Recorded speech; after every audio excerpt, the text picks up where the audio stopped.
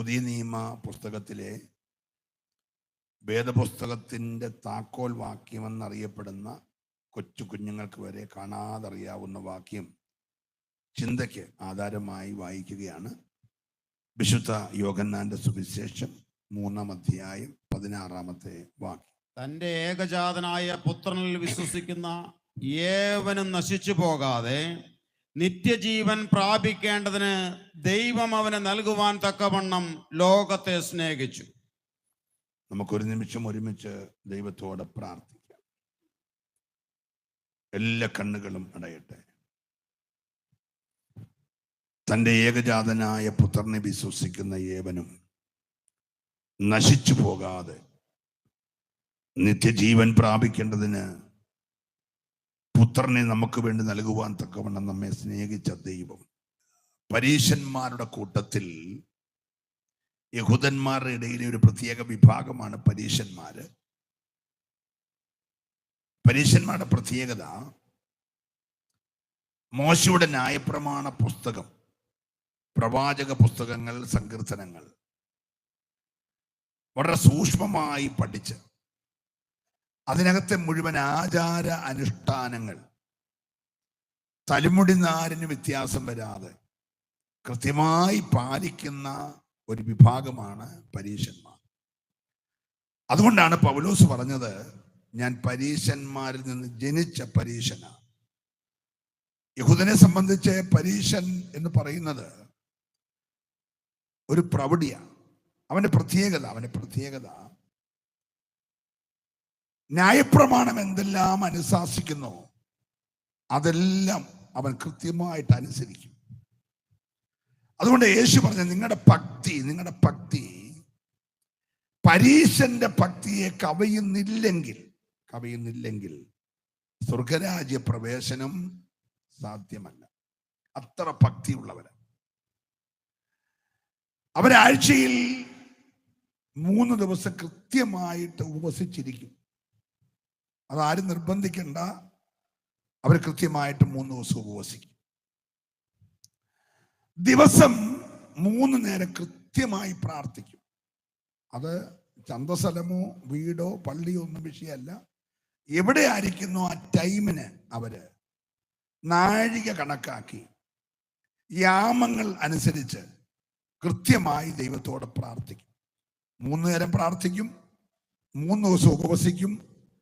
അവർ കിട്ടുന്ന നന്മകൾ, അത് ജീരകമാണെങ്കിൽ ജീരകത്തിന്റെ 10 ജീരകം എണ്ണി ഇങ്ങോട്ട് മാറ്റിവെക്കും, 1 ജീരകം ഇപ്പുറത്തോട്ട് വെക്കും. അങ്ങനെ 1,00,000 ജീരകം ഉണ്ടെങ്കിൽ അതിന്റെ 10-1 മാറ്റിവെക്കും. കൃത്യമായിട്ട് എണ്ണിയാ മാറ്റിവെക്കും. അത് കടുകാണെങ്കിലും ചതകുപ്പയാണെങ്കിലും എല്ലാത്തിൻ്റെയും 10-1 പസാരം കൃത്യമായിട്ട് എണ്ണിക്കൊടുക്കും. നമ്മുടെ കൂട്ടൊന്നുമല്ല. അവര് തെരുക്കോണുകളിലും പള്ളിവാതിക്കലും പട്ടണവാതിക്കലും ഒക്കെ നിന്ന് പ്രാർത്ഥിക്കും. ദൈവ കൽപ്പനയും പ്രമാണവും ലംഘിക്കുന്നവരാരായാലും അവരെ കർശനമായി നേരിടുന്നതിൽ യാതൊരു വിട്ടുവീഴ്ചയില്ലാത്ത ആളുകളായിരുന്നു പരീശന്മാർ. ആ പരീശ വിഭാഗത്തിലെ ഒരു പ്രമാണി, 3-ാം അധ്യായത്തിന്റെ 1-ാം വാക്യം. പരീശ വിഭാഗത്തിലെ ഒരു പ്രമാണി, ഒന്ന് വായിച്ചോളൂ. യോഹന്നാൻ 3:1.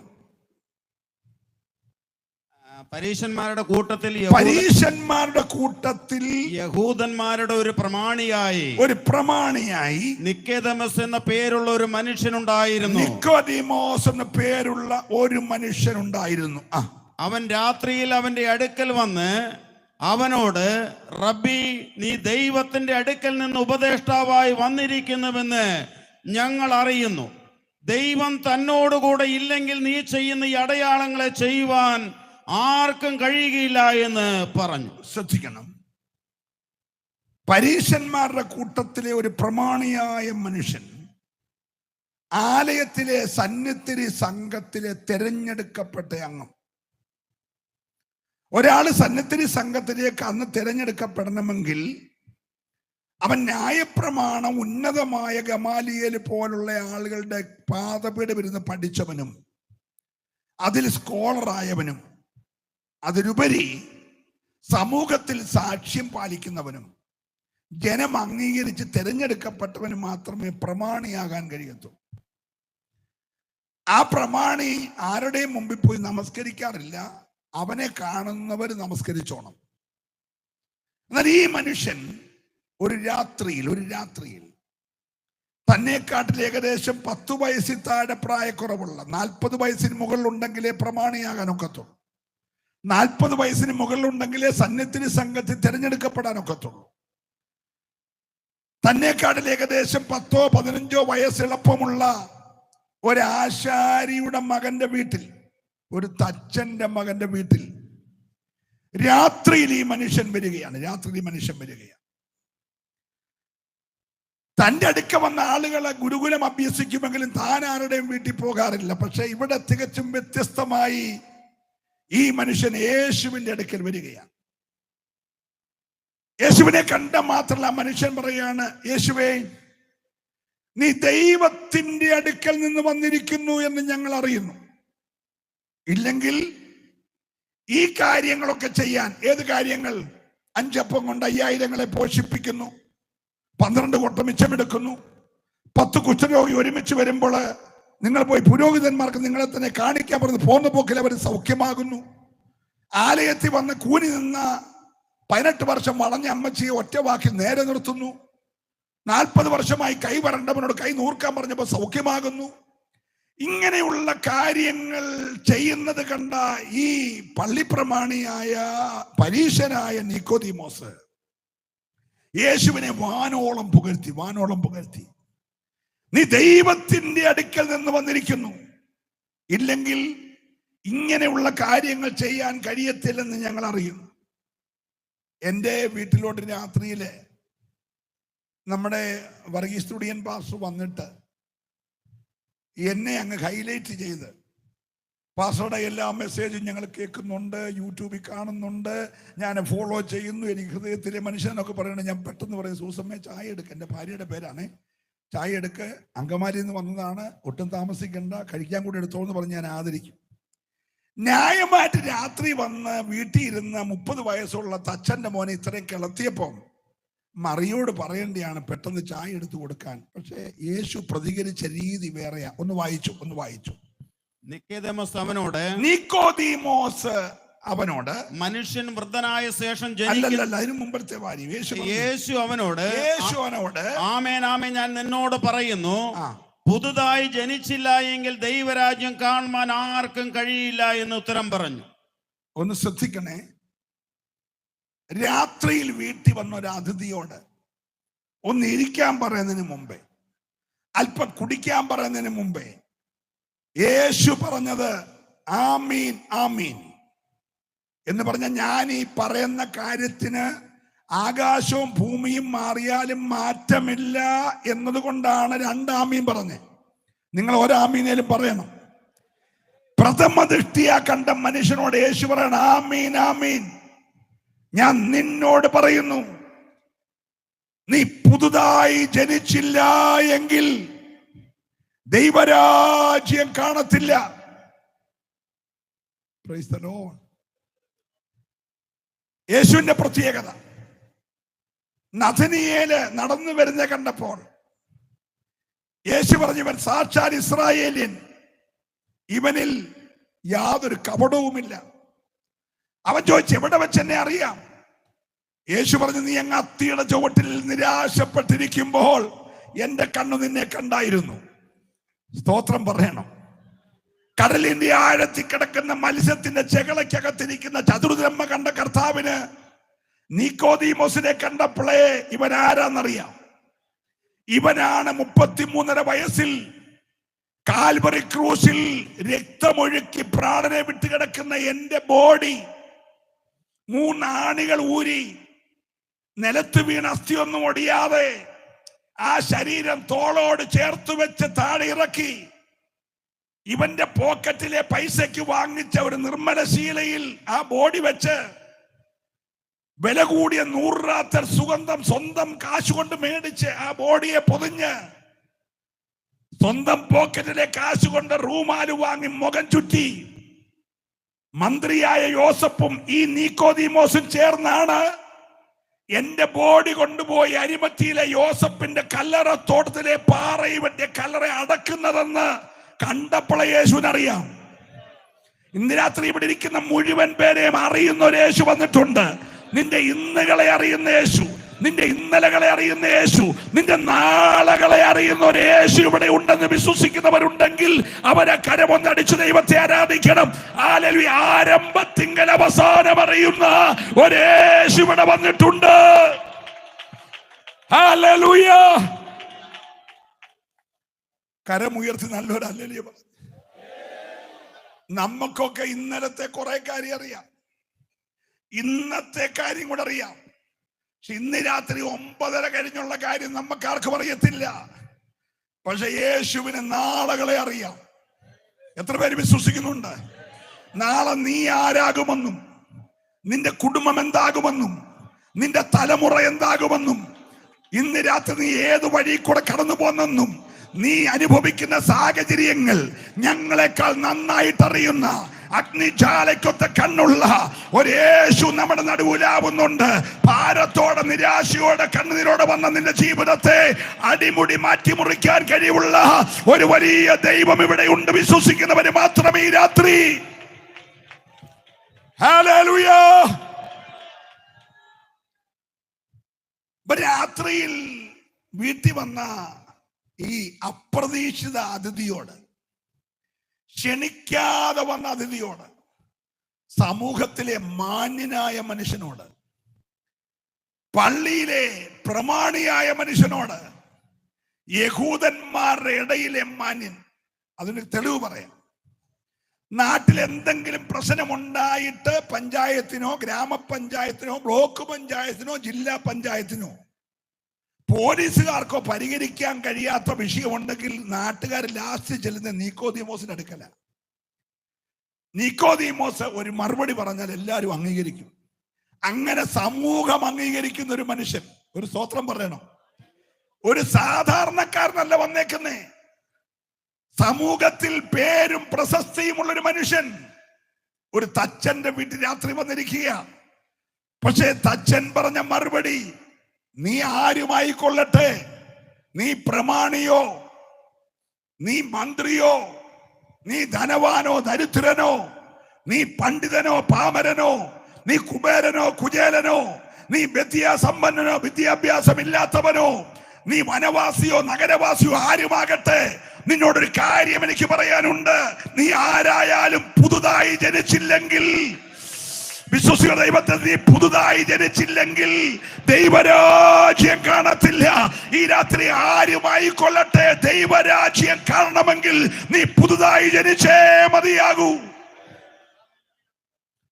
അപ്രതീക്ഷിതമായി ഉണ്ടായ ഈ വാക്ക് നീക്കോദീമോസിനെ ആകെ വിരളി പിടിപ്പിച്ചത്. അദ്ദേഹം ചോദിക്കുന്ന ചോദ്യം, അതിന് നീക്കോദീമോസ് യേശുവിനോട്, മനുഷ്യൻ വൃദ്ധനായ ശേഷം ജനിക്കുന്നത് എങ്ങനെ? രണ്ടാമതും അമ്മയുടെ ഉദരത്തിൽ കടന്ന് ജനിക്കാമോ എന്ന് ചോദിച്ചു. അതിന് യേശു, ആമേൻ ആമേൻ ഞാൻ നിന്നോട് പറയുന്നു, വെള്ളത്താലും ആത്മാവിനാലും ജനിച്ചില്ല എങ്കിൽ ദൈവരാജ്യത്തിൽ കടപ്പാൻ ആർക്കും കഴിയുകയില്ല. ഒരു നല്ല ഹല്ലേലൂയ ആരോഗ്യത്തോടെ പറയണം. സംഭാഷണം തുടരുകയാണ്. പുതുതായി ജനിക്കണമെന്ന് പറഞ്ഞപ്പോൾ നീക്കോദീമോസിന്റെ അറിവിൽ നിന്ന് അദ്ദേഹം പറഞ്ഞു, ഞാൻ ഇത്രയും പ്രായമായി, ഇനി ഞാൻ എൻ്റെ അമ്മയുടെ ഉദരത്തിൽ പോയി രണ്ടാമത് ജനിക്കുക എന്ന് പറഞ്ഞ വളരെ അസാധ്യമാണ്. അതെങ്ങനെ സംഭവിക്കാനാ? യേശു പറഞ്ഞ മറുപടി, നീ വെള്ളത്താലും ആത്മാവിനാലും ജനിക്കുന്നില്ലെങ്കിൽ ദൈവരാജ്യത്തിൽ കടക്കത്തില്ല. പുതുതായി ജനിച്ചാൽ കാണാം, വെള്ളത്താലും ആത്മാവിനും ജനിച്ചാൽ കടക്കാം. ഇന്ന് രാത്രി കാണുക മാത്രമല്ല, കടക്കണമെന്ന് കൊതിക്കുന്ന ജീവിതങ്ങൾ ദൈവത്തെ ഒന്ന് സ്തുതിച്ചേ. ഞാന് ദൈവം അനുവദിച്ചാൽ അങ്ങോട്ട് വരാം, നിങ്ങൾ ശ്രദ്ധിക്കണം. ഈ മനുഷ്യനോട് പറഞ്ഞ മറുപടി, ജഡത്താൽ ജനിച്ചത് ജഡമാകുന്നു, ആത്മാവിനാൽ ജനിച്ചത് ആത്മാവാകുന്നു. Price the Lord. എന്താണ് ജഡത്താലുള്ള ജനനം? എന്താണ് ആത്മാവിനാലുള്ള ജനനം? വളരെ സിമ്പിളായിട്ട് യേശു പറയുക.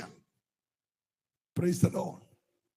ജഡത്താലുള്ള ജനനം, ഒരപ്പൻ ഒരമ്മ, രണ്ടിഷ്ടങ്ങൾ ചേർന്നുണ്ടാകുന്ന ഒന്നാണ് ജഡത്താലുള്ള ജനനം.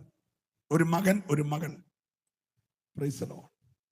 അവന്റെ ആയുസ് 70 ഏറെയായാൽ 80.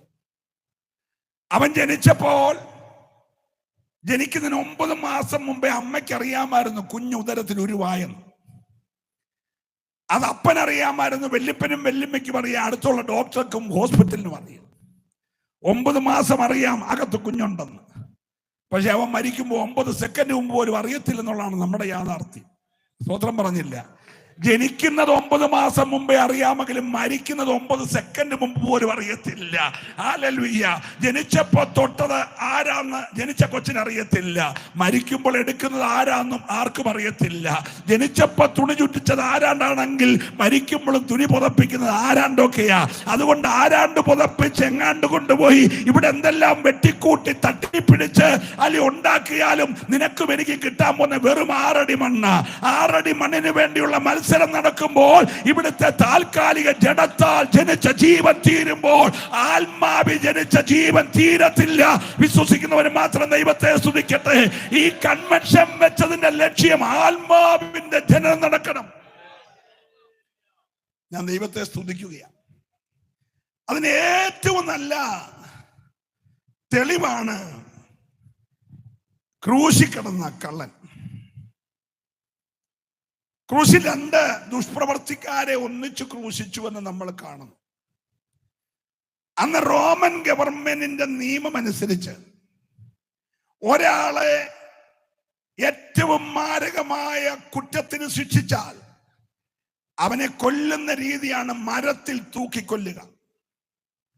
അതുകൊണ്ട് തന്നെ അക്കാലത്തെ ഏറ്റവും വലിയ പ്രശ്നം മരത്തിന്മേൽ തൂങ്ങുന്നവനെല്ലാം ശപിക്കപ്പെട്ടവൻ. അങ്ങനെ മരത്തിൽ തൂക്കിക്കൊല്ലാൻ വിധിക്കപ്പെട്ട 3 പേര്. എന്തിനാണ് തൂക്കിക്കൊല്ലുന്നതെന്ന് ജനം അറിയണം. ജനം മുഴുവൻ റോഡിന്റെ 2 വക്കി നിൽക്കുമ്പോൾ അവരുടെ നടുവിൽ കൂടി വേണം ശിക്ഷാസ്ഥലമായ ഗബതയിൽ നിന്നും ക്രൂശിച്ചു കൊല്ലുന്ന ഗാഗുൽത്ത വരെ ഈ പ്രതികളെ കൊണ്ടുപോകുമ്പോൾ അവരുടെ കഴുത്തേൽ ഒരു പലകയിൽ എഴുതി കെട്ടി തൂക്കിയിടണം. ഞങ്ങളിവിടെ വാളണ്ടിയേഴ്സ് തരുന്ന സ്റ്റാൾ ഇരുന്നത് പോലെ കഴുത്തേൽ കെട്ടി തൂക്കിയിടണം. ദുഷ്പ്രവർത്തിക്കാരന്റെ കഴുത്തേൽ എഴുതും ഇവൻ ദുഷ്പ്രവർത്തിക്കാരൻ.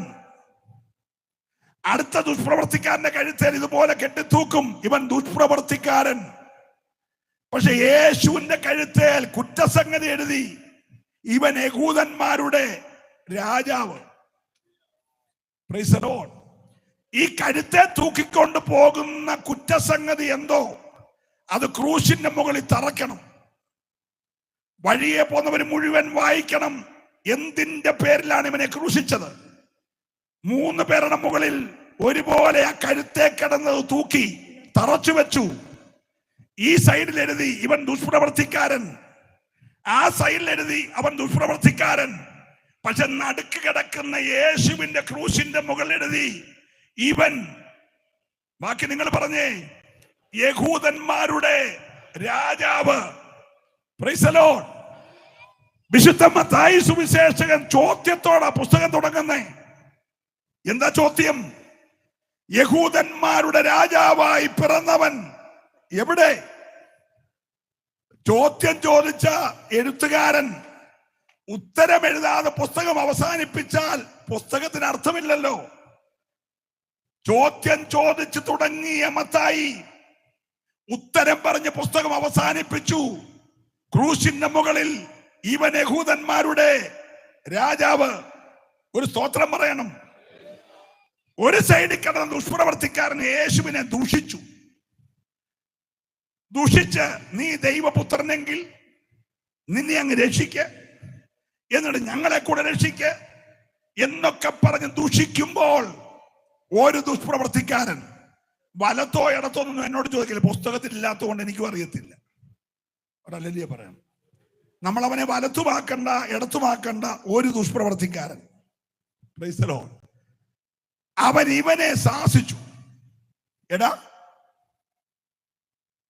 നമ്മൾ ചെയ്ത കുറ്റത്തിന്റെ ന്യായമായ ശിക്ഷ അനുഭവിക്കുക.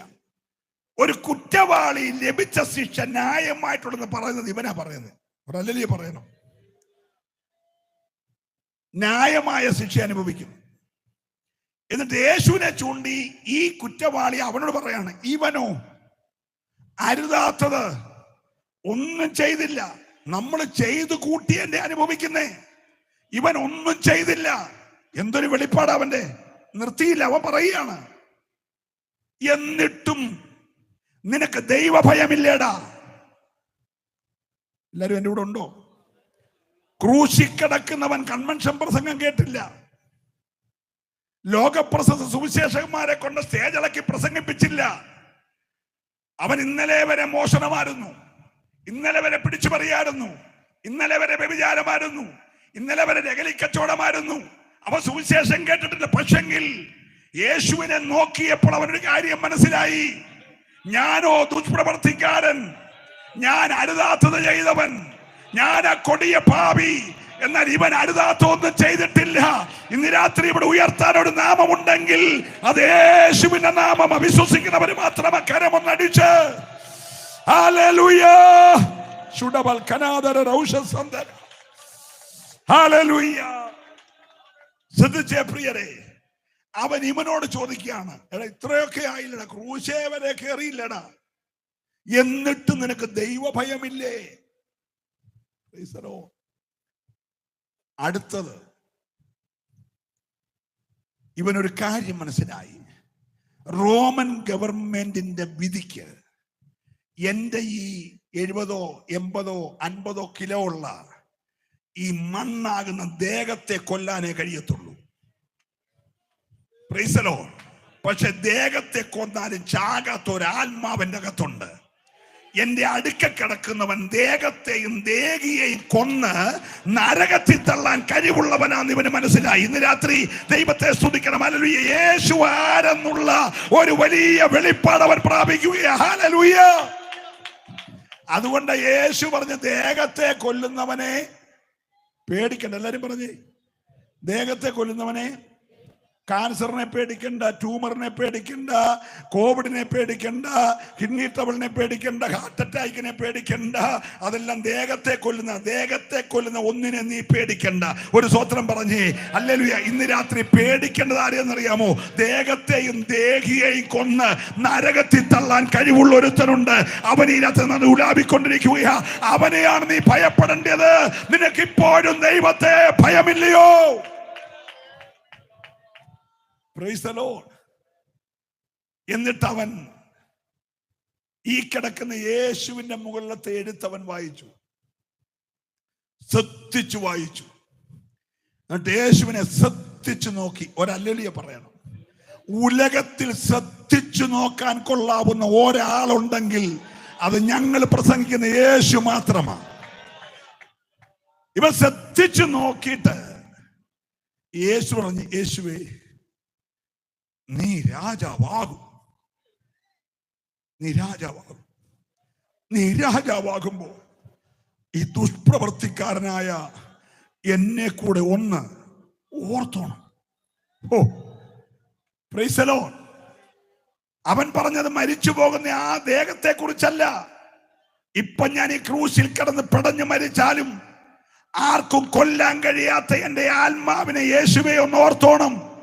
ആത്മാക്കളുടെ ഉടയവന്റെ കയ്യിൽ അവന്റെ ആത്മാവിനെ ഏൽപ്പിച്ചപ്പോൾ യേശു പറഞ്ഞു, നീ ഇന്ന് എന്റെ കൂടെ പരദീസയിലിരിക്കും. ഈ രാത്രിയിൽ ശ്രദ്ധിച്ചു നോക്കുന്നവനെ മറ്റൊരു ഉയർപ്പിന്റെ പ്രത്യാശ നൽകുന്ന ദൂതേശു പറയുകയാണ്, നീ ഇന്ന് എന്റെ കൂടെ പരദീസയിലിരിക്കും. വിശ്വസിക്കുന്നവര് മാത്രം ഈ രാത്രി ദൈവത്തെ സ്തുതിക്കട്ടെ. എബ്രായ ലേഖന കർത്താവായ പൗലോസ് ലേഖനം എഴുതിയപ്പോ 3-ാം അധ്യായത്തിലും 12-ാം അധ്യായത്തിലും 2 പ്രാവശ്യം എടുത്തു പറഞ്ഞൊരു കാര്യമുണ്ട്. നാം സ്വീകരിച്ചു പറയുന്ന അപ്പോസ്തലനും ശ്രേഷ്ഠ മഹാപുരോഹിതനുമായ വിശ്വാസന നായകനും പൂർത്തി വരുത്തുവാൻ ശക്തനുമായ യേശുവിനെ ശ്രദ്ധിച്ചു നോക്കിക്കോണം. Praise the lord. യേശുവിനെ നോക്കണമെന്ന് പറയുന്നതിന് മുമ്പേ ഒരു 10-32 പേരുടെ പേര് 11-ാം അധ്യായത്തിൽ പറഞ്ഞു. ഹാബേൽ, ഹാനോക്ക്, നോഗ, അബ്രഹാം, സാറ, ഇസഹാക്ക്, യാക്കോബ്, ദാവീദ്, മോശ, ഇങ്ങനെ ഒരു നീണ്ട പട്ടിക. ഒരല്ലേ പറഞ്ഞേ? ഇവരെ എല്ലാം കൂടെ നിർത്തി ഇബ്താഖ്, ഗിദയോന്, ഇവരുടെ എല്ലാം പേര് എഴുതിയിട്ട് പറയാണ് അവരെ ആരും ശ്രദ്ധിച്ചു നോക്കല്ല. ഇവരെ ആരെയും ശ്രദ്ധിച്ചു നോക്കല്ല. എന്താ പാസ്റ്ററെ ശ്രദ്ധിച്ചു നോക്കിയ കുഴപ്പം? ഞാൻ പറയാം. ഒന്നാമത്തെ പേരെഴുതിയേക്കുന്ന ഹാബേൽ ഈ ഭൂമിയിൽ ആദ്യമായി ഒരു യാഗം ദൈവം മുമ്പാകെ കഴിച്ച് ദൈവപ്രസാദം ഏറ്റെടുത്ത ആദ്യത്തെ മനുഷ്യൻ. Price the Lord.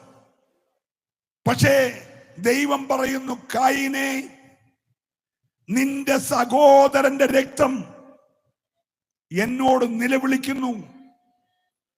എന്താ ഹാബേലിന്റെ കുഴപ്പം? ദൈവപ്രസാദം മേടിച്ചവൻ, യാഗം കഴിച്ചു നിയമം ചെയ്ത വിശുദ്ധൻ. പക്ഷെങ്കിൽ മരിച്ചപ്പോൾ വയലിൽ വെച്ച് കല്ലിടിച്ച് കൊന്ന കായീന്റെ രക്തത്തോട് പ്രതികാരം ചെയ്യാൻ ആ രക്തം നിലവിളിച്ചു. അവൻ ഭക്തനായിരുന്നെങ്കിലും രക്തത്തിനകത്തൊരു പ്രതികാര ചിന്തയുണ്ടായിരുന്നു. എന്നാൽ യേശുവിന്റെ രക്തത്തിന്റെ പ്രത്യേകത, പിതാവേ, ഇവർ ചെയ്യുന്നത് ഇന്നതെന്നറിയായികയാൽ ഇവരോട് ക്ഷമിക്കണമേ എന്ന് പറഞ്ഞെങ്കിൽ ഈ രാത്രി പ്രതികാരത്തിന് കരയുന്ന ഹാബേലിനെ കൂടുതൽ ശ്രദ്ധിക്കരുത്. രണ്ടെഴുതി നോഗ. ആ തലമുറയിൽ നോഗയെ ദൈവം എഴുന്നേൽപ്പിച്ചു. ദൈവത്തിന്റെ കൂടെ നോഗ നടന്നു. കാണാത്ത കാര്യങ്ങളെ കുറിച്ചുള്ള വെളിപ്പാട് കിട്ടി. അവന്റെ ഭാര്യ അത് വിശ്വസിച്ചു. അവന്റെ 3 ആമക്കൾ വിശ്വസിച്ചു. അവന്റെ 3 മരുമക്കളെ വിശ്വസിച്ചു. അവർ 8 പേരും കൂടെ ഒരു പെട്ടകം പണിതു. നിന്ദിച്ചവരും അപമാനിച്ചവരും പരിഹസിച്ചവരും എതിരായി നിന്നവരെല്ലാം ന്യായവിധിയിൽ മുങ്ങി താഴോട്ട് പോയപ്പോൾ അരുളപ്പാട് കിട്ടിയവൻ മാത്രം മേളിലോട്ട് പോയി. ഒരു സ്വത്രം പറയണം. ഉലകത്തിലെ മുഴുവൻ ജീവജാലങ്ങൾ ഒന്നിച്ച് താഴോട്ട് മുങ്ങി ചത്തപ്പോൾ ഒരുത്തൻ മാത്രം മേളോട്ട് പോയി. ഏറ്റവും ഉയരം കൂടിയ പർവ്വതമായ അരാരാത്ത് പർവ്വതത്തിൽ അവന്റെ പെട്ടകം ഉറയ്ക്കുന്നത് വരെ മേളോട്ട് പോയെങ്കിൽ ഒരു ദൂതനിക്ക് പറയാനുണ്ട്, ദൈവത്തെ അനുസരിക്കുന്നവൻ താഴോട്ട് പോകത്തില്ല. ദൈവത്തെ അനുസരിക്കുന്നവൻ ഉയർന്നുകൊണ്ടേയിരിക്കും. വിശ്വസിക്കുന്ന ദൈവത്തെ ആരാധിക്കണം. ഉലകം മുഴുവൻ നിന്നെ താഴ്ത്തിക്കെട്ടാൻ നോക്കിയാലും ദൈവം നിന്റെ പക്ഷത്തുണ്ടെങ്കിൽ നീ ഉയരുക തന്നെ ചെയ്യും.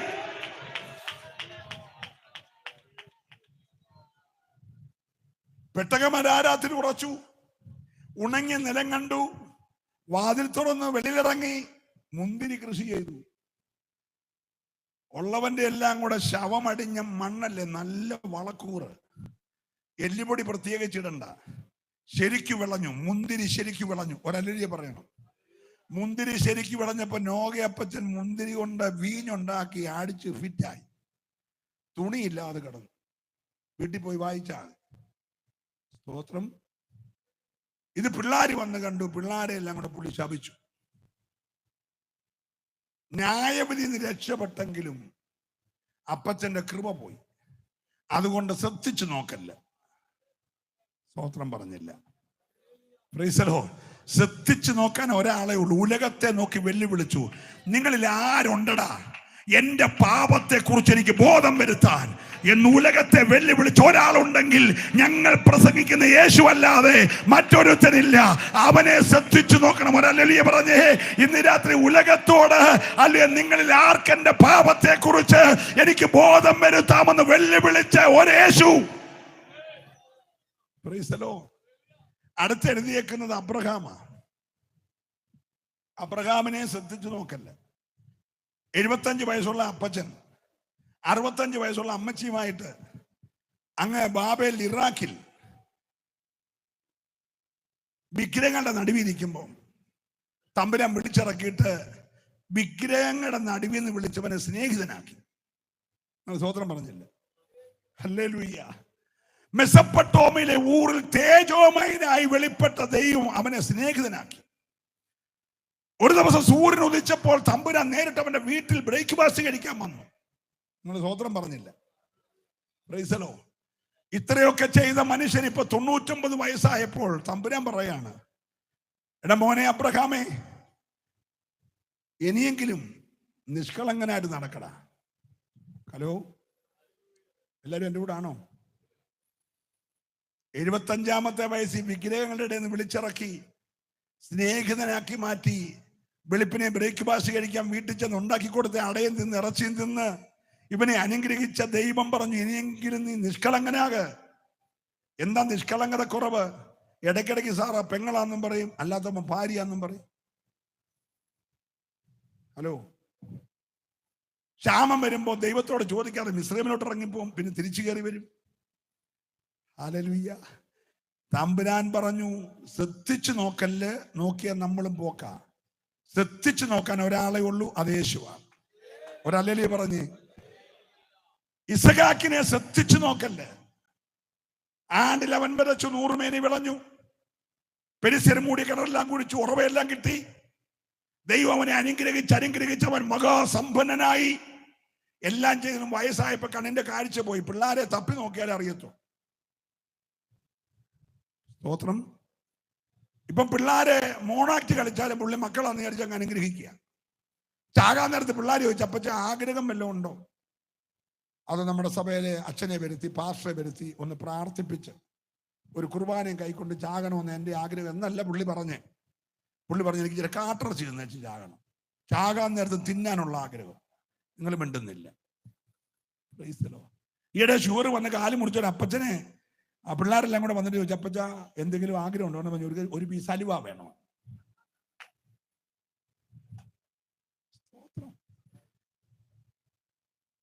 എന്നിട്ട് ആള് തെറ്റി മൂത്തവനാന്ന് വിചാരിച്ച് ഇളയോട് കൊടുക്കേണ്ട അനുഗ്രഹം എല്ലാം കൊടുത്തിട്ട് മൂത്തവൻ വന്ന് കരഞ്ഞവൻ പറഞ്ഞു, എൻ്റെ മോനെ എന്നോ ചെയ്യാനാ, എനിക്കൊന്നും ചെയ്യാനൊക്കത്തില്ല. ആ പുള്ളിയെ ശ്രദ്ധിച്ചു നോക്കല്ലേ. ശ്രദ്ധിച്ചു നോക്കേണ്ട യേശുവിനെയാ. അല്ലല്ലേ പറയണം. യാക്കോബ് ഭയങ്കര തീരുമാനം എടുത്തു. ഒന്നുമില്ല, ഉണക്കവടിയും കൊണ്ട് വന്നപ്പോൾ ജീവിതത്തിൽ എല്ലാം നിരാശപ്പെടും. മുമ്പ് നമ്മുടെ ദൈവദാസൻ വർഗീസ് തുടിയൻ പറഞ്ഞതുപോലെ കടവും കയറി ജീവിതത്തിന്റെ എല്ലാം നഷ്ടപ്പെട്ട ആത്മഹത്യ ചെയ്യാൻ ആഗ്രഹിച്ച് താടിയും വളർത്തി മുടിയും വളർത്തി നടന്നപ്പോൾ ആരുമില്ലാത്ത സമയത്ത് ശക്തമായ തീരുമാനമെടുത്തു.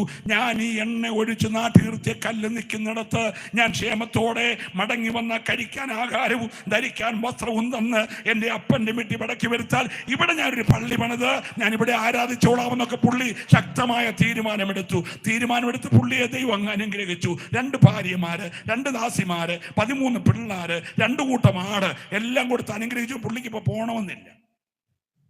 സ്തോത്രം.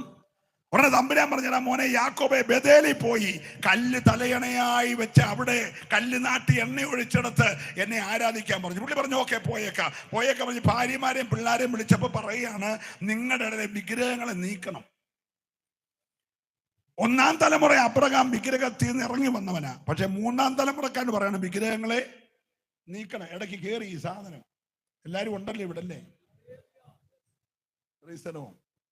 യാക്കോബ് ബേഥേലിൽ പോകാൻ വേണ്ടി ഇറങ്ങി. പക്ഷെ ശേഖേമിൽ വന്നപ്പോ 10 സ്ഥലം മേടിച്ച് എയർപോർട്ട് അടുത്താന്ന് പറഞ്ഞ് അവിടെ വീട് വെച്ചങ്ങ് താമസിച്ചു. ഇവിടെ മിണ്ടുന്നില്ല. പോകാനും വരാനും സൗകര്യമുള്ള ശേഖേമിൽ താമസിച്ചു. പല കൊച്ചു ലൂലുമാളി കാണാൻ പോയി. ആ പോക്ക് കൊച്ചിന്റെ ഒരുമ്പോക്കായിരുന്നു.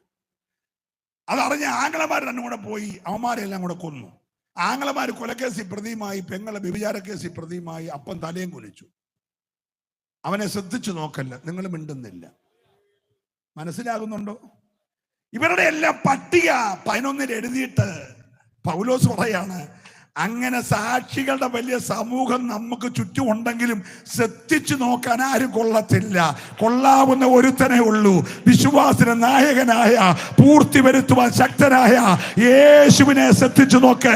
ഇന്ന് രാത്രി നമുക്ക് അനുകരിക്കാൻ, നമുക്ക് ആരാധിക്കാൻ, നമുക്ക് പിൻപറ്റാൻ ഒരുത്തനുണ്ടെങ്കിൽ 1000ങ്ങളിൽ സുന്ദരനായ, 10000ങ്ങളിൽ സുന്ദരനായ, വെണ്മയും ചുമപ്പുമുള്ള, അവനൊപ്പം പറയാൻ ആരുമില്ലാത്ത, താൻ മാത്രം അമർത്തി അടുത്തുകൂടാത്ത വെളിച്ചത്തിൽ വസിക്കുന്ന യേശു മാത്രമേ ഉള്ളൂ. ഓ, കരമുയർത്തി ദൈവത്തെ ഒന്ന് സ്തുതിച്ചേ. അപ്പൊ ഈ നിക്കോദീമോസ് എന്ന് പറഞ്ഞ മനുഷ്യന് വലിയ സംശയം ഉണ്ടായപ്പോൾ യേശു വളരെ ശാന്തമായി പറഞ്ഞു, ശിമോനെ, കാറ്റ് ഇഷ്ടമുള്ളിടത്ത് ഊതും. ഇന്ന് രാത്രിയിൽ ഇവിടെ ഊതിക്കൊണ്ടിരിക്കുക ആഴകമല്ലയോ? ആഴകം. ഇന്ന് രാത്രി കാറ്റ് ആഴകത്ത് ഊതിക്കൊണ്ടിരിക്കുക. അത് എവിടെ നിന്ന് വരുന്നെന്നോ എവിടേക്ക് പോകുന്നെന്നോ ആർക്കും അറിയത്തില്ല. സ്തോത്രം. പക്ഷേ അത് ചിലരെ സ്പർശിക്കുന്നുണ്ട്. ഇന്ന് രാത്രി ആ സ്നേഹത്തിന്റെ കാറ്റ്, ആ ആത്മാവിന്റെ കാറ്റ്, ആ ദൈവങ്ങളുടെ കാറ്റ് ഇതിനകത്തോ പുറത്തോ ലൈവിലോ ഇരിക്കുന്ന നിങ്ങൾ ആരുമായിക്കൊള്ളട്ടെ, ആ കാറ്റിന്റെ സ്പർശനമേറ്റാൽ ഇന്ന് രാത്രിയിൽ നിന്റെ ആത്മാവിന്റെ വിടുതൽ നടന്നുകൊണ്ടിരിക്കുകയാണ്. ഏറ്റെടുക്കുന്നവർ മാത്രം ദൈവത്തെ സ്തുതിച്ച് ആരാധിക്കട്ടെ. ഹല്ലേലൂയ. ദൈവ സ്നേഹത്തിന്റെ കാറ്റ്. അവനോട് യേശു പറഞ്ഞ വാക്കാണ് നമ്മൾ പ്രസംഗിക്കാൻ വേണ്ടി കുറിവാക്യമായിട്ട് വായിച്ചത്. എന്താണ് കുറിവാക്യം? 15, 14, 15, 6, 16 വായിക്കണം. മോശ മരുഭൂമിയിൽ പിച്ചള സർപ്പത്തെ ഉയർത്തിയതുപോലെ മനുഷ്യപുത്രനെയും ഉയർത്തേണ്ടതാകുന്നു. അടുത്ത വാക്യം, അവനിൽ വിശ്വസിക്കുന്ന ഏവനും നശിച്ചു പോകാതെ നിത്യജീവൻ പ്രാപിക്കേണ്ടതിന് തന്നെ. രണ്ട് ഗ്രൂപ്പായിട്ട് ലോകത്തെ തിരിച്ചിരിക്കുക. അവിടെ ഒന്ന് ശ്രദ്ധിക്കണേ, വായിച്ചുകൊണ്ടിരിക്കട്ടെ. ഒന്നാമത്തെ ഗ്രൂപ്പിന്റെ പേര് നശിച്ചു പോകുന്നവർ. ഞങ്ങൾ പറഞ്ഞല്ല, യേശു പറഞ്ഞത്. രണ്ടാമത്തെ ഗ്രൂപ്പ് നിത്യജീവൻ പ്രാപിക്കുന്നവർ. അതാ പൗലോസ് ക്രൂശെ നോക്കി പറഞ്ഞത്, ഞങ്ങളോ ക്രൂശിക്കപ്പെട്ടവനായ യേശുവിനെ പ്രസംഗിക്കുന്നു. ക്രൂശിന്റെ വചനം ഈ ദുഷിച്ചു പറഞ്ഞ് നരകത്തിൽ പോയവനെ ചൂണ്ടി പറഞ്ഞ് നശിച്ചു പോകുന്നവന് പോഷത്വമാണ്. പക്ഷെ ഏറ്റു പറഞ്ഞ് രക്ഷിക്കപ്പെട്ടതെന്നൊക്കെ പറഞ്ഞ് രക്ഷിക്കപ്പെടുന്ന നമുക്ക് ദൈവശക്തിയാണ്. നല്ലൊരു ഹല്ലേലൂയ പറയണം. ഈ രാത്രി ലോകത്തിലെ മുഴുവൻ ജനത്തെ പൗലോസ് 2 ഗണത്തിലാക്കി. ലോകത്തിലെ മുഴുവൻ ജനത്തെ യേശു 2 ഗണം. ഒന്ന്, പുത്രനെ വിശ്വസിക്കുന്നവന് നിത്യജീവനുണ്ട്. വിശ്വസിക്കാത്തവൻ നശിക്കുന്നു. നമ്മൾ നശിക്കുന്നവരുടെ ഗണത്തിലോ നിത്യജീവൻ പ്രാപിക്കുന്നവരുടെ ഗണത്തിലോ? ലൂക്കോസിന്റെ സുവിശേഷം 18-ാം അധ്യായത്തിന്റെ 18-ാമത്തെ വാക്യം, ഒരു ധനാഢ്യനായ മനുഷ്യൻ, അദാനിന്നോ അംബാനിന്നോ ഇനി ലൂലുവിന്റെ മുതലാളിന്നോ എന്തേലും പേരിട്ടു, ഒരു ധനാഢ്യനായ മനുഷ്യൻ. ഒന്ന് വായിച്ചേരെ. ഒരു പ്രമാണി അവനോട് നല്ല ഗുരു, ഞാൻ നിത്യജീവനെ അവകാശമാക്കേണ്ടതിന് എന്ത് ചെയ്യണമെന്ന് ചോദിച്ചു. ഇന്ന് രാത്രി എത്ര പേര് ആഗ്രഹിക്കുന്നുണ്ട് ഞാൻ നിത്യജീവനെ അവകാശമാക്കുവാൻ എന്ത് ചെയ്യണം? യേശുവിനോട് ചോദിക്കുക. അവനെ സാധാരണക്കാരനല്ല, വലിയ ധനമുള്ളവനെ താഴെ എഴുതിയേക്കുന്നു. യേശു ചോദിച്ചു, സ്നേഹിത, നിന്റെ ആഗ്രഹം നല്ലതാ. അവൻ പറഞ്ഞു, ബാക്കിയെല്ലാം ഞാൻ വിലക്ക് മേടിച്ചു. എന്റെ കണ്ണിന് ഇഷ്ടപ്പെട്ടത് എന്തൊക്കെ കണ്ടോ അതെല്ലാം ഞാൻ കാശ് കൊടുത്ത് മേടിച്ചു. എല്ലാം കാശ് കൊടുത്താൽ കിട്ടും. വീട് വേണോ, കാറ് വേണോ, ജോലി വേണോ, പെണ്ണ് വേണോ, എല്ലാം ഞാൻ കാശ് കൊടുത്ത് മേടിച്ചു. പക്ഷെ ഞാൻ സകല മാർക്കറ്റിലും പോയി നോക്കി, നിത്യജീവൻ കിട്ടുമെന്ന്. ഒരു മാർക്കറ്റിലും എൻ്റെ കാശിനത് മേടിക്കാനൊക്കത്തില്ല. പക്ഷെ ഞാൻ അന്വേഷിച്ചപ്പോൾ നിന്റെ കയ്യിൽ അതുണ്ടെന്നറിഞ്ഞു. അതിന് ഞാൻ എല്ലാം വിട്ട് നിന്റെ അടുക്ക വന്നിരിക്കുക. ഇന്നിനകത്ത് നിത്യജീവൻ തരാൻ ഒരാൾക്കേ കഴിയത്തുള്ളൂ, അതെന്റെ യേശുവിന് മാത്രം. വിശ്വസിക്കുന്നവര് ഈ രാത്രി ദൈവത്തെ സ്തുതിച്ചേ. അവര് വന്ന് പറഞ്ഞു, മനുഷ്യ, ഇന്ന് രാത്രി നിങ്ങൾ എത്ര പേര് ആഗ്രഹിക്കുന്നു എനിക്ക് നിത്യജീവൻ വേണം? യേശു പറഞ്ഞു, കള്ളൻ വരുന്നത് അറുക്കുവാനും മുടിക്കുവാനും മോഷ്ടിപ്പാനും അത്രേ. യോഹന്നാൻ 10:10 ഒന്ന് വായിച്ചു വിട്ടോ, സമയമില്ലെങ്കിലും. യോഹന്നാൻ 10:10. മോഷ്ടിപ്പാനും അറുപ്പാനും മുടിപ്പാനും അല്ലാതെ കള്ളൻ വരുന്നില്ല. അടുത്ത വാക്യം, അവർക്ക് ജീവൻ ഉണ്ടാകുവാനും സമൃദ്ധിയായിട്ടുണ്ടാകുവാനും അത്രേ ഞാൻ വന്നിരിക്കുന്നത്. എന്തിനാണ് യേശു ലോകത്തിൽ വന്നത്? എന്നെ ഒന്ന് ശ്രദ്ധിക്കണേ. യേശു എന്തിനാ ലോകത്തിൽ വന്നത്? 2 ശക്തികളെ ചൂണ്ടിക്കാണിക്കുന്നു. ഒന്നാമത്തെ ആളുടെ പേര് അറുക്കുക, മുടിക്കുക, മോഷ്ടിക്കുക. രണ്ടാമത്തെ ആളുടെ പേര് ജീവൻ തരിക, സമൃദ്ധിയായ ജീവൻ തരിക. ഒരു ഹല്ലേലൂയ പറയണം. ഈ കൺവെൻഷൻ 4 ദിവസം വെച്ചതിന്റെ ഏക ലക്ഷ്യം ഒരുവനെങ്കിലും സമൃദ്ധിയായ ജീവൻ ലഭിക്കണം. എത്ര പേര് കൊതിക്കുന്ന കർത്താവ്, ഇവിടുത്തെ താൽക്കാലികമായ ഈ ജീവൻ പോയാലും സമൃദ്ധിയായ ജീവൻ തരാൻ കഴിയുന്ന യേശുവുമായിട്ടുള്ള ബന്ധത്തിനായി കൊതിക്കുന്നവരെ കരങ്ങളൊന്ന് ഉയർത്തി, കരങ്ങൾ വീശി ദൈവത്തെ സ്തുതിച്ചേ. നമുക്ക് വേണ്ടത് സമൃദ്ധിയായ ജീവനാ.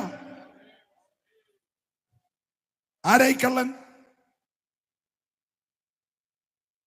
യേശു പറഞ്ഞ അവൻ പോഷ്ക് പറയുന്നവനും പറയുന്നവന്റെ പിതാവുമാണ്.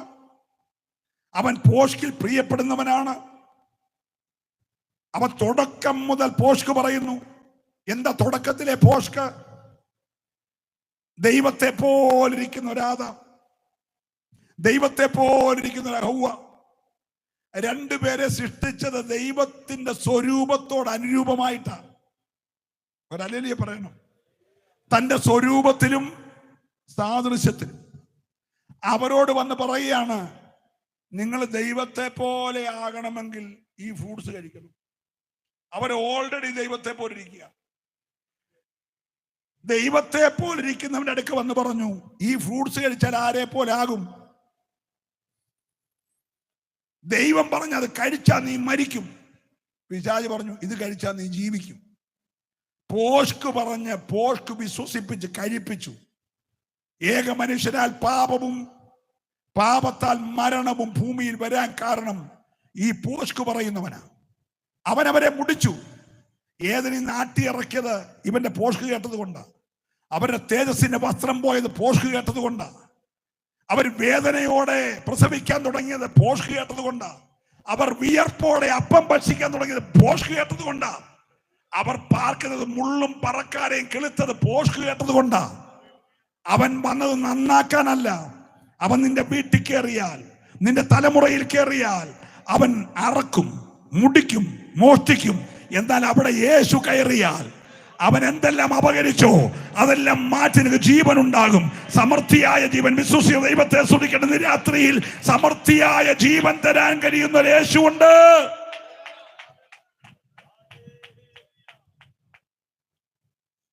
എങ്ങനെയാണ് നമുക്ക് നിത്യജീവൻ കിട്ടുന്നത്? എന്താണ് ദൈവത്തിന് നമ്മോടുള്ള വാഗ്ദത്തം? ഒന്ന് രണ്ട് വാക്യം വായിച്ചു, പ്രസംഗിക്കാൻ സമയമില്ല. 1 യോഹന്നാൻ 2:25 വേഗം വായിച്ച ദൈവദാസനെ. 1 യോഹന്നാൻ 2:25. ഇതാകുന്നു അവൻ നമുക്ക് തന്ന വാഗ്ദത്തം, നിത്യജീവൻ തന്നെ. ഒരു സ്തോത്രം പറഞ്ഞേ. നമുക്ക് കിട്ടിയേക്കുന്ന വീട് തരാമെന്നോ, കാർ തരാമെന്നോ, പെണ്ണിനെ തരാമെന്നോ, വിദേശത്ത് പോകാമെന്നോ, OET പാസ്സാകാമെന്നോ, IAT പാസ്സാകാമെന്നോ, ന്യൂസിലൻഡ് വിടാമെന്നൊന്നുമല്ല. നമുക്ക് തന്ന വാഗ്ദത്തം നിത്യജീവനാ. യേശു നമുക്ക് തന്ന വാഗ്ദത്തം നിത്യജീവൻ. ഹല്ലേലൂയ പറഞ്ഞേ. സഭയ്ക്ക് ദൈവം നൽകിയത്, കാന്തയ്ക്ക് ദൈവം നൽകിയത് നിത്യജീവൻ. അവർ ഹല്ലേലൂയ പറയണമേ രാത്രി. ജീവന്റെ ശക്തി പ്രാപിച്ചവർക്കായി ഇതാകുന്ന അവൻ നമുക്ക് തന്ന വാഗ്ദത്തം നിത്യജീവൻ തന്നെ. തീർന്നില്ല. 1:2 വായിച്ച ദേവദാസനെ. 1 യോഹന്നാൻ 1:2. ആദ്യം മുതലുള്ളതും ഞങ്ങൾ കേട്ടതും സ്വന്തം കണ്ണുകൊണ്ട് കണ്ടതും ഞങ്ങൾ നോക്കിയതും ഞങ്ങളുടെ കൈ തൊട്ടതുമായ ജീവന്റെ വചനം സംബന്ധിച്ച് ജീവൻ പ്രത്യക്ഷമായി ഞങ്ങൾ കണ്ട് സാക്ഷീകരിക്കുകയും പിതാവിനോട് കൂടെയിരുന്ന് ഞങ്ങൾക്ക് പ്രത്യക്ഷമായ നിത്യജീവനെ നിങ്ങളോട് അറിയിക്കുകയും ചെയ്യുന്നു. യേശു ആരാണെന്ന് ഈ രാത്രി അറിയണം കേട്ടോ. Praise the lord. വന്യവയോധികനായ യോഹന്നാൻ 100 വയസ്സോട് അടുക്കുക. രക്തസാക്ഷി മരണം വരിക്കാത്ത ഏക അപ്പോസ്തലൻ. വളരെ വാർദ്ധക്യത്തിൽ നമുക്ക് എഴുതണം, കുഞ്ഞുങ്ങളെ, ഞങ്ങൾ കണ്ടതും ഞങ്ങൾ തൊട്ടതും പ്രൈസ് ദി ലോർഡ് ആയ നിത്യജീവൻ, ദൈവത്തിൽ നിന്ന് പ്രത്യക്ഷമായ നിത്യജീവൻ. ഒരല്ലേലൂയ രാത്രി പറയണം. നിങ്ങൾ ആ വാക്യം ഒന്നുകൂടെ ശ്രദ്ധിച്ചു വായിച്ചോ. ദേവദാസൻ വായിച്ചോ വേഗത്തിൽ. ആദ്യം മുതലുള്ളതും ഞങ്ങൾ കേട്ടതും സ്വന്തം കണ്ണുകൊണ്ട് കണ്ടതും ഞങ്ങൾ നോക്കിയതും ഞങ്ങളുടെ കൈ തൊട്ടതുമായ ജീവന്റെ വചനം സംബന്ധിച്ച് ജീവൻ പ്രത്യക്ഷമായി യേശു ക്രിസ്തു ലോകത്തിൽ പ്രത്യക്ഷമായതിനെ കുറിച്ച് യോഹന്നാൻ പറയുന്നു, ജീവൻ പ്രത്യക്ഷമായി. ഏദനിൽ മരണം വെളിപ്പെട്ടെങ്കിൽ ബേത്ലഹേമിൽ ജീവൻ പ്രത്യക്ഷമായി. ഒരല്ലേലൂയ പറയണം. വിവരിപ്പാൻ ആഗ്രഹമുണ്ടെങ്കിലും വായിച്ചു വിടട്ടെ. യെശയ്യാവ് 9:6 കാണാതറിയാവുന്ന വാക്യം ഒന്ന് ഓടിച്ചു വായിച്ചു.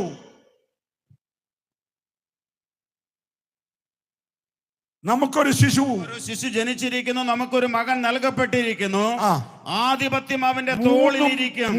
മൂന്ന് കാലഘട്ടത്തിലെ കാര്യമാണ്. നമുക്കൊരു പൈതൽ ജനിച്ചിരിക്കുന്നു, അത് ബേത്ലഹേമിൽ സംഭവിച്ചു. ഒരു ഹല്ലേലൂയ പറയണം. നമുക്കൊരു മകൻ നൽകപ്പെട്ടിരിക്കുന്നു, അത് കാൽവറിയിൽ സംഭവിച്ചു. ആധിപത്യം അവന്റെ തോളിലിരിക്കും, അത് നടക്കാൻ പോകുന്നേ ഉള്ളൂ. നിങ്ങൾ ഹല്ലേലൂയ പറഞ്ഞില്ല.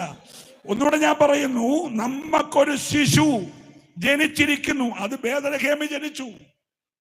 നമുക്കൊരു മകൻ നൽകപ്പെട്ടിരിക്കുന്നു, അത് കാൽവറിയിൽ സംഭവിച്ചു. ആധിപത്യം അവന്റെ തോളിലിരിക്കും, അത് നടക്കാൻ പോകുന്നേ ഉള്ളൂ. ഈ ദിനങ്ങളിൽ ഒന്നിൽ നടക്കുമത്. അവൻ രാജാതി രാജാവായി വരാൻ പോകുകയാണ്. ആധിപത്യം അവന്റെ തോളിലിരിക്കും. അവൻ അത്ഭുത മന്ത്രിയാണ്, അവൻ വീരനാം ദൈവമാണ്, അവൻ നിത്യപിതാവാണ്, അവൻ സമാധാന പ്രഭുവാണ്. അവനിൽ ജീവൻ ഉണ്ടായിരുന്നു. ഹല്ലേലൂയ. ഞാൻ ദൈവത്തെ സ്തുതിക്കും. യോഹന്നാൻ 5:39 വായിച്ചേ. 5:39. നിങ്ങൾ തിരുവെഴുത്തുകളെ ശോധന ചെയ്യുന്നു, അവയിൽ നിങ്ങൾക്ക് നിത്യജീവൻ ഉണ്ട് എന്ന് നിങ്ങൾ നിരൂപിക്കുന്നുവല്ലോ. നിങ്ങൾ തിരുവെഴുത്തുകളെ ശോധന ചെയ്യുന്നു, അവയിൽ നിത്യജീവനുണ്ട്. വേദപുസ്തകം കയ്യിലുള്ളവരെ ഒന്ന് പൊക്കിപ്പിടിച്ചേ. ദൈവം ഒന്ന് കണ്ടോട്ടെ, എന്നെ കാണിക്കാമല്ലോ. ഒന്ന് പൊക്കിപ്പിടിച്ചേ. അതിനകത്ത് നിത്യജീവനുണ്ട്. ഈ നിത്യജീവന്റെ മൊഴികൾ എന്റെ കയ്യിൽ ദൈവം തന്നല്ലോ എന്നോർത്തൊരു സ്തോത്രം പറഞ്ഞേ. അത് ഒന്ന് ഉയർത്തിപ്പിടിച്ചൊരു സ്തോത്രം പറഞ്ഞേ. ആ പുസ്തകം നിത്യജീവന്റെ മൊഴികൾ, നിത്യജീവന്റെ മൊഴികൾ പാവപ്പെട്ട എന്റെ കയ്യിൽ എന്റെ ദൈവം തന്നല്ലോ.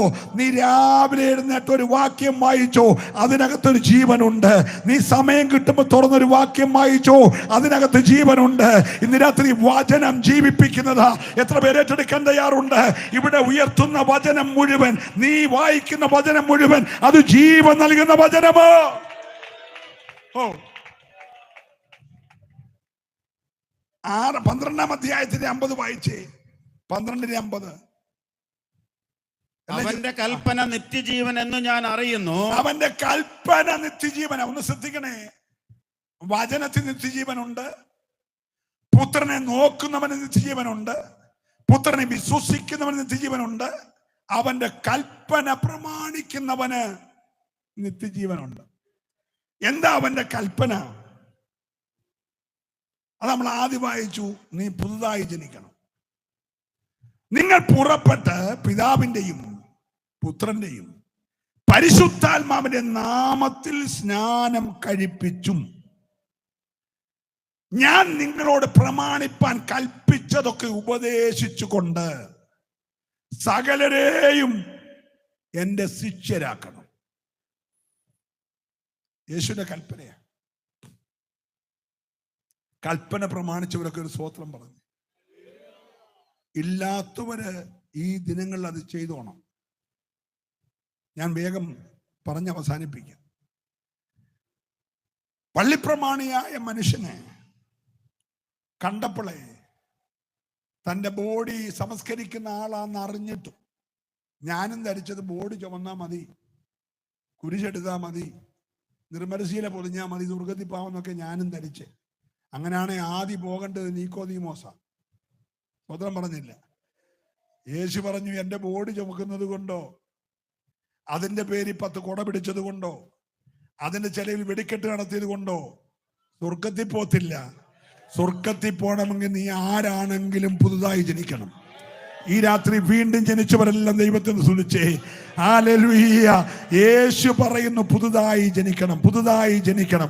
അടുത്തിരിക്കുന്ന ആളിനെ കൈ കൊടുത്ത് പറ, പുതുതായി ജനിക്കണം എന്ന് പറ. ഇന്ന് രാത്രി ഒരുവൻ ക്രിസ്തുവിലായാൽ അവൻ പുതിയ സൃഷ്ടിയാണ്. പഴയതെല്ലാം കഴിഞ്ഞു പോയി, കണ്ടാലും സകലവും പുതുതായി തീരുകയാണ്. ഒരു പുതിയ അനുഭവത്തിലേക്ക് ഈ രാത്രി ചിലരെ കൂടെ കൊണ്ടുവരുവാൻ ദൈവത്തിന് പദ്ധതിയുണ്ട്. വ്യർത്ഥമായ പിതൃപാരമ്പര്യങ്ങളെ വിട്ട് ഇന്ന് രാത്രി അന്യായമായ ആചാരങ്ങളും ആരാധനകളും വിട്ട് സത്യാരാധനയ്ക്കായി വേർതിരിക്കപ്പെടുവാൻ ഹല്ലേലൂയ ദൈവം നമ്മെ കുറിച്ച് ആഗ്രഹിക്കും. ആയിരക്കണക്കിന് മദ്യപന്മാര്, പുകവലിക്കാര്, പിശാച് ബാധിച്ചവര് ഒക്കെ ഈ രക്ഷയിലേക്ക് വരുന്നത് കാണാൻ പാവപ്പെട്ട എനിക്ക് ദൈവം ഭാഗ്യം. അനേകരെ കരം പിടിച്ച് നാശകരമായ കുഴിയിൽ നിന്നും കുഴഞ്ഞ ചെറ്റിൽ നിന്ന് കരകയറ്റുക. ഇന്നലെ ഞാൻ വിശ്വാസരെ കൊണ്ടുവന്ന് ഇപ്പോൾ പാസ്റ്ററായി വലിയൊരു മെഗാ ചർച്ചിന്റെ ശുശ്രൂഷയിരിക്കുന്ന ആളിന്റെ മകന്റെ വിവാഹമായിരുന്നു എനിക്കറിയുന്ന ശുശ്രൂഷ. അപ്പൊ എനിക്ക് ഇന്നലെ നമ്മുടെ ആന്റണി സാറിന്റെ മോടെ കല്യാണം ഉൾപ്പെടെ 3 പ്രോഗ്രാമിൽ പങ്കെടുക്കണമായിരുന്നെങ്കിലും അതെല്ലാം ഒഴിവാക്കി ഇവന്റിന് പോകാൻ കാരണം ഒരു രാത്രിയിൽ അവനെ പിടിച്ചു കെട്ടി എൻ്റെ റൂമിൽ കൊണ്ടുവരുമ്പോൾ ഞാൻ പോലും വിചാരിച്ചില്ല ഈ നിലയിൽ അവൻ ഉയരുമെന്ന്. മദ്യപിച്ച് മതോന്മത്തനായി സഹോദരങ്ങൾ പിടിച്ചു കെട്ടി റൂമിൽ കൊണ്ടുവരുമ്പോൾ ഒരിക്കലും വിചാരിച്ചില്ല ശക്തനായൊരു ദൈവദാസനാകും. ദൈവം അവനെ വിടുവിച്ചു. അവൻ മൂലം ആയിരങ്ങളെ ദൈവം വിടുവിച്ചു. എനിക്ക് ചെയ്യാൻ കഴിയാത്ത നിരവധി ശുശ്രൂഷകൾ അവനെ കൂടെ ദൈവം ചെയ്യിപ്പിക്കുക. ഇന്ന് രാത്രി നിങ്ങളിൽ ആരെയൊക്കെയോ ദൈവം കാണുന്നുണ്ട്. ഹല്ലേലൂയ. നിന്നെ ഒന്നിനും കൊള്ളത്തില്ലെന്ന് എഴുതി തള്ളിയവരുടെ മുമ്പിൽ, ഹല്ലേലൂയ, ഒരു വിലയുമില്ലെന്ന് പറഞ്ഞവരുടെ മുമ്പിൽ നിന്നെ ഉപയോഗിക്കാൻ കരുത്തുള്ളൊരു ദൈവം ഇവിടെയുണ്ട്. ആരോടൊക്കെയോ ശക്തമായി ദൈവം ഇടപെടുകയാണ്. നിന്റെ ചരിത്രത്തെ മാറ്റി എഴുതാൻ കഴിയുന്ന, നിന്റെ കുടുംബത്തിന്റെ ചരിത്രത്തെ മാറ്റി എഴുതാൻ കഴിയുന്ന ഒരു വലിയ ദൈവപ്രവൃത്തി ഇന്ന് രാത്രിയിൽ ഈ ശബ്ദപരിധി നിറവേറിക്കൊണ്ടിരിക്കുകയോ. ഹല്ലേലൂയ. ഞാൻ തലവടി എന്ന സ്ഥലത്ത്, ചക്കുളത്ത് കാവൻ ഇപ്പൊ അറിയപ്പെടുന്ന സ്ഥലത്ത് 6 വർഷം പാസ്സായിട്ട് വേല ചെയ്തു. അന്ന് ഇന്നത്തെ കൂട്ട് അവിടെ റോഡുകളില്ല. ഈ അല്പദൂരം നടന്നിട്ട് പിന്നെ ഗോവേണിപ്പാലമാണ്. ഗോവേണിപ്പാലം എന്ന് പറഞ്ഞാൽ നമ്മുടെ 10 സ്റ്റെപ്പ് മേലോട്ട് കയറി പിന്നെ ഇച്ചിരി പാലം, പിന്നെ 10 സ്റ്റെപ്പ് താഴോട്ടാണ്. കാരണം അടി കൂടെ ഈ തുഴഞ്ഞുകൊണ്ട് വള്ളവും ചെങ്ങാടവും പോകുന്നത് കൊണ്ട് വള്ളത്തിന് വേണ്ട പൊക്കത്തിൽ ഇത് പണിതേക്കുന്നതുകൊണ്ട് എല്ലാം ഗോവേണിപ്പാലങ്ങളാണ്. അതിങ്ങനെ മുക്കിനുണ്ട്. കാരണം ആറിങ്ങനെ വളഞ്ഞു പോകുന്നതുകൊണ്ട് അവിടെ എല്ലാം ഈ പാലമാണ്. അപ്പൊ അങ്ങനെ ഇറങ്ങി ചെല്ലുമ്പോൾ അപ്പനും 2 മക്കളും കൂടെ ഒരു 6 അടി പൊക്കമുള്ള ഒരുത്തനെ തെങ്ങ കെട്ടിയിട്ട് കവളം മടൽ കൊണ്ട് അടിച്ചുകൊണ്ടിരിക്കും. നാട്ടുകാരെല്ലാം കാഴ്ചക്കാരായിട്ട് നിൽക്കുക. ഞാന് മീറ്റിങ്ങിനായിട്ട് കയ്യിലൊരു സൂട്ട് കേസ് ഒക്കെ ആയിട്ട് പോവുകയാണ്. പക്ഷെ എന്നോട് ദൈവം പറഞ്ഞു, നീ കയറാൻ പറ്റില്ല, കയറി ചെല്ലാൻ പറഞ്ഞു. ഈ കൂട്ടം അടി നടക്കുന്നിടത്ത് ഞാൻ അങ്ങനെ കയറി ചെല്ലുന്നു. എങ്കിലും ദൈവം പറഞ്ഞില്ല, ഞാൻ കയറി ചെന്നു. ഞാൻ ചെന്ന് അവരെ എല്ലാം, അപ്പനെയും ചേട്ടന്മാരെല്ലാം മാറ്റി എല്ലാവരുടെയും കൈ വലിയ കവളം മടൽ, ഇവനെ അടിച്ചു കൊല്ലുക, കെട്ടിയിട്ട് അടിച്ചു കൊല്ലുക. ഞാൻ ഇവരെല്ലാം മാറ്റി ആ കെട്ടഴിച്ചപ്പോൾ ഒരു ശവം വീഴുന്ന പോലെ എൻ്റെ മടിയിലോട്ട് അവൻ വീണു. 6 അടി പൊക്കമുണ്ട്. ഞാൻ അവനെ വലിച്ചു കയറ്റി മുറിക്കകത്തിട്ട് 7 ദിവസം അവൻ്റെ മുറിവിൽ ഞാൻ പ്രാർത്ഥിച്ചുകൊണ്ട് എണ്ണ പുരട്ടി. അവൻ രക്ഷിക്കപ്പെട്ടു, അവൻ സ്നാനപ്പെട്ടു. Price the Lord. അവനിവിടെ വടക്കംപറവൂര് തലവടി എന്ന് വന്ന് കർത്താവിന്റെ വേല ചെയ്തു. അനേക ആത്മാക്കളെ വന്ന് നേടി. ഒരു ഹല്ലേലൂയ പറയണം. അപ്പനും അമ്മയും ചേട്ടന്മാരും തല്ലിക്കൊല്ലാൻ തുടങ്ങിയവനെ ഒരു നിമിഷത്തെ ശുശ്രൂഷയിൽ ദൈവത്തിന് വിടുവിക്കാൻ കഴിയുമെങ്കിൽ ഇന്ന് രാത്രി ദൈവം ചില കുടുംബങ്ങളുടെ ഉള്ളറയിൽ ചില അത്ഭുതങ്ങൾ ചെയ്യുമെന്ന് വിശ്വസിക്കുന്നവർ ഇവിടെ ഉണ്ടെങ്കിൽ അവരെ കരമൊന്ന് ചേർത്തടിച്ച് ദൈവത്തെ സ്തുതിച്ച്, ആഴമായ നിത്യജീവന്റെ വചനത്തിന്റെ ശക്തി നിന്റെ കൂടാരത്തിൽ ഇന്ന് രാത്രി കൈ എഴുതി തള്ളിയ ചിലതിന്റെ മേൽ ഒരു അത്ഭുതം ചെയ്യുവാനിടയാകട്ടെ. ഹല്ലേലൂയ. ഞാൻ എൻ്റെ വാക്കുകൾ നിർത്തുകയാണ്. എൻ്റെ സഭയിലെ ഒരൊറ്റ മോനുണ്ട്, ഒരു അപ്പനും അമ്മയ്ക്കും ഒരു മോനേ ഉള്ളൂ. അവന് മെക്കാനിക്കൽ എഞ്ചിനീയറാണ്. അവന് മെക്കാനിക്കലായിട്ട് ഒരു മെക്കാനിക്കായി ജോലി ചെയ്തുകൊണ്ടിരിക്കുകയാണ്. പെട്ടെന്നൊരു നടുവേദന കൂടി അവനെ പുല്ലൂർ കൊണ്ടുപോയി തിരുമിച്ചപ്പം ശരീരമാസകലം വേദനയായി. അവനെ കോട്ടയം മെഡിക്കൽ കോളേജിൽ കൊണ്ടുവന്ന് ബോൺമാരോ ചെയ്തപ്പോൾ ശരീരം മൊത്തം അവന് ക്യാൻസർ വ്യാപിച്ചു. ബോൺ ക്യാൻസർ വ്യാപിച്ചു. എഴുന്നേറ്റ് നിൽക്കാൻ കഴിയാതെ കട്ടിലേക്ക് കിടത്തിയിട്ട് കട്ടിലിന്റെ മേളിൽ ഇങ്ങനെ കയറ് കെട്ടിയിട്ടിരിക്കുക. പിടിച്ചെഴുന്നേക്കാനും പിടിച്ചു കിടക്കാൻ തൊടാനൊക്കത്തില്ല. അയ്യോ അയ്യോ എന്ന് കാറുക. ഞാൻ ആ വീട്ടിൽ ചെന്ന് ചോദിച്ചു, അവനെ ഞങ്ങൾ ഹോളി കൊണ്ടുപോക്കോട്ടെ എന്ന് ചോദിച്ചു. കൊണ്ടുപോക്കോളാൻ പറഞ്ഞു. ഞങ്ങൾ എടുത്ത് വണ്ടിയെ കയറ്റി ഹോളി കൊണ്ടുപോയി. ഞങ്ങൾ 21 ദിവസം ദൈവസന്നിധി കരയാൻ തുടങ്ങി. പ്രാർത്ഥിക്കുന്നതിന് 7ാമത്തെ ദിവസം ഒരു ഞായറാഴ്ചയാണ്. അന്ന് ഇവനെ പായെ കിടത്തിയേക്കുക. രാവിലെ 3 പേര് താങ്ങിപ്പിടിച്ച് അരക്കപ്പ് ചായ കുടിപ്പിച്ച്. അത്ര വേദനയാണ്. അവൻ അവിടെ ചുരുണ്ട് കിടക്കുന്നു. ബാക്കി ദൈവമക്കൾ ആരാധിച്ചുകൊണ്ടിരിക്കുന്നു. ഞാനൊരു സങ്കീർത്തനം വായിച്ചു. ഞാൻ മരിക്കത്തില്ല, ഞാൻ ജീവനോടിരുന്ന് യഹോവയുടെ പ്രവൃത്തികളെ വർണ്ണിക്കും. ആ വാക്യം ഒന്നുകൂടെ എടുത്തു പറഞ്ഞപ്പോൾ ജനം അങ്ങോട്ട് ആരാധിക്കാൻ തുടങ്ങി. ആരാധിച്ചുകൊണ്ടിരിക്കുമ്പോൾ ഞങ്ങൾ കാണുന്ന കാഴ്ച, മാസങ്ങളായി കിടക്കുന്ന ഈ ചെറുപ്പക്കാരൻ തനിയെ എഴുന്നേൽക്കുന്നു. അല്ലെങ്കിൽ ജനം ആരാധിച്ചുകൊണ്ടിരിക്കുമ്പോൾ ആരും പിടിക്കാതെ എഴുന്നേറ്റവൻ സ്റ്റേജേ വന്നു. എൻ്റെ കയ്യിൽ നിന്ന് മൈക്ക് മേടിച്ചു. ജനം കണ്ണു തുറക്കുമ്പോൾ അവൻ പറഞ്ഞു, ഞാൻ മരിക്കത്തില്ല, ഞാൻ ജീവനോടെ ഇരുന്ന് കർത്താവിൻ്റെ പ്രവൃത്തിയെ വർണ്ണിക്കും. ഇന്ന് രാത്രി അത്ഭുതങ്ങളുടെ ദൈവം ഇവിടെയുണ്ട്. എത്ര പേർക്ക് വിശ്വസിക്കാൻ കഴിയുന്നുണ്ട്? എല്ലാവരും എഴുതി തള്ളിയതിനെ യേശു സൗഖ്യമാക്കി. അവൻ ഇന്ന് കൊട്ടാരക്കരയ്ക്കടുത്ത് ചർച്ച് ഓഫ് ഗോഡ് സഭയുടെ പാസ്റ്ററാണ്. ഭാര്യയും 2 മക്കളും ഉണ്ട്. ദൈവം അവന്റെ സ്ഥിതി മാറ്റി. ഈ രാത്രി ഏത് കൈവിട്ട കേസും, ഏത് തള്ളിക്കളഞ്ഞ കേസും, അത് രോഗമാകട്ടെ പാപമാകട്ടെ, അപ്പനും അമ്മയും മാതാപിതാക്കൾക്ക് തലവേദനയാകട്ടെ, ഈ രാത്രി അതിനെ മാറ്റിയെടുക്കാൻ കഴിയുന്ന ഒരു യേശു ഉണ്ട്. യേശു പറഞ്ഞു, നീ ആരുമായിക്കൊള്ളട്ടെ, ഒറ്റ കാര്യം, നിന്റെ കുടുംബത്തിന് വിടുതലുണ്ടാകണമെങ്കിൽ, നിന്റെ തലമുറയ്ക്ക് വിടുതലുണ്ടാകണമെങ്കിൽ നീ പുതുതായി ജനിക്കണം. നിത്യജീവൻ, തൻ്റെ പുത്രനെ വിശ്വസിക്കുന്ന ഏവനും നശിച്ചു പോകാതെ നിത്യജീവൻ പ്രാപിക്കുന്നതിന് ഈ രാത്രി ദൈവം പുത്രനെ നൽകിയെങ്കിൽ, ആ പുത്രനെ ഹൃദയത്തിൽ ദൈവമായി, കർത്താവായി, രാജാവായി ഒന്ന് ഏറ്റെടുക്കാൻ തയ്യാറുള്ളവര് ഒരു നിമിഷം കരങ്ങൾ ഉയർത്തി, കരങ്ങൾ വീശി ദൈവത്തെ സ്തുതിക്കട്ടെ. മറ്റൊരുത്തന് രക്ഷയില്ല. നാം രക്ഷിക്കപ്പെടാൻ ഈ ആകാശത്തിന്റെ കീഴിൽ മനുഷ്യവർഗത്തിന് നൽകപ്പെട്ട ഒരേ ഒരു നാമം യേശുവിന്റെ നാമമാണ്. പ്രിയമുള്ളവരെ, ഗതസമനയിൽ അവൻ മുഴുവൻ നാടി ഞരമ്പുകൾ പൊട്ടി രോമകൂപത്തിലൂടെ രക്തമൊഴുകി. അവന്റെ വസ്ത്രം മുന്തിരിച്ചക്ക് ചവിട്ടുന്നവന്റെ വസ്ത്രം പോലെയായി. അകത്തേക്കൽ തളത്തി കൊണ്ടുപോയി 173 മുള്ളുകൾ നിറഞ്ഞ ഒരു കിരീടം മെനഞ്ഞ് തലയിൽ വെച്ച് കോലുകൊണ്ട് അടിച്ചുറപ്പിച്ചപ്പോൾ 53 മുള്ളുകൾ തലയോട്ടി കിഴിച്ചകത്തേക്ക് ഇറങ്ങി. ഒരു മുള്ളു കൊണ്ടാൽ ഒരു തേള് കുത്തുന്നതിനെക്കാട്ടി വേദനയുള്ള മുള്ളാണ് കൊണ്ടത്. അവന്റെ പുറമൊരു ചാട്ടവാറ് കൊണ്ട് ഉടുവിച്ചാല് പോലെ അല്ലെ അടിച്ചു തകർത്തു. നിങ്ങൾക്കറിയാമോ, ഗതസമനയിൽ തകർക്കപ്പെട്ടവൻ, ഗബതയിൽ ഉടയ്ക്കപ്പെട്ടവൻ, ഗാഗുൽത്തായി തറയ്ക്കപ്പെട്ടവൻ നമുക്ക് വേണ്ടി അവസാനത്തുള്ള രക്തം വരെ ഒഴുക്കി മരണത്തെ ജയിച്ച് കല്ലറയെ ഭേദിച്ച് ഉയർത്തെഴുന്നേറ്റ് തന്നെ വിശ്വസിക്കുന്നവരെ രക്ഷിപ്പാൻ ഇന്ന് രാത്രിയും ജീവിക്കുന്ന നിത്യജീവന്റെ ദാതാവാകയാൽ അവൻ നിന്റെ മുഴുവൻ പ്രശ്നത്തെ പരിഹരിക്കാൻ കഴിയും. വിശ്വസിക്കുന്നവർ ഒന്നുകൂടെ കരമൊന്ന് ചേർത്തടിച്ച് ഒരു നിമിഷം കൂടി അഭിഷേകത്തോടെ ഈ നല്ല കർത്താവിനെ ആരാധിക്കട്ടെ. യേശുവിന്റെ നാമത്തിൽ. ഓ,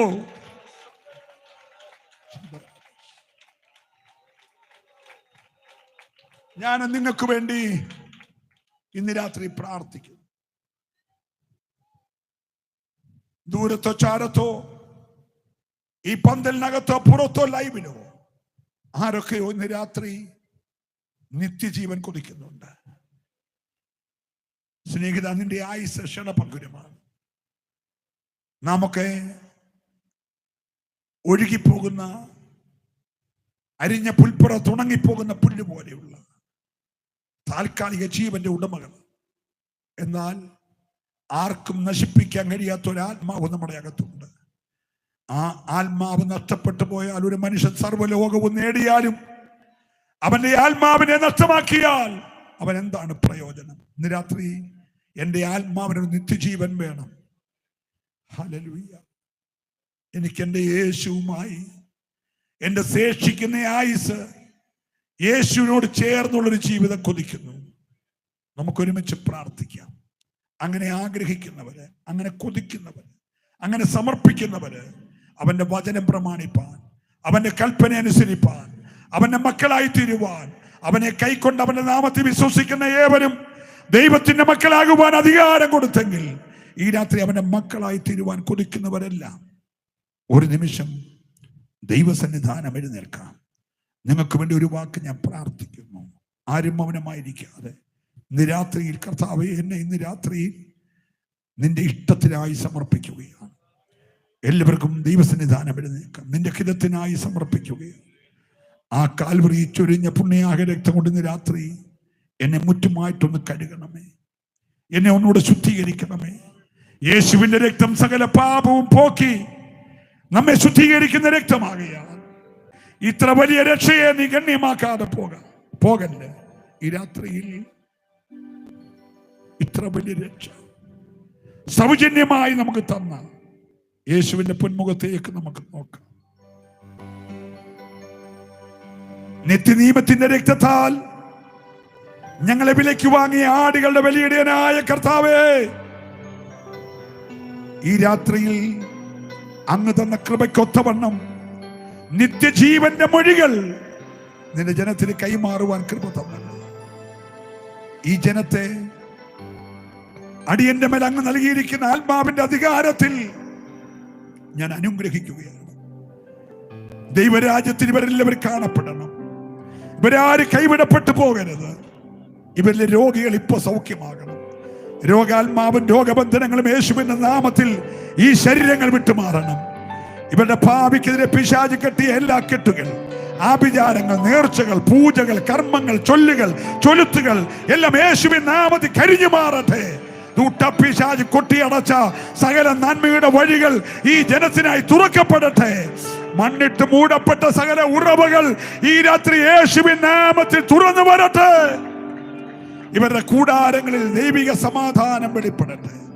ഇവരുടെ തലമുറകൾ അനുഗ്രഹിക്കപ്പെടട്ടെ. ഈ ദേശം അനുഗ്രഹിക്കപ്പെടട്ടെ.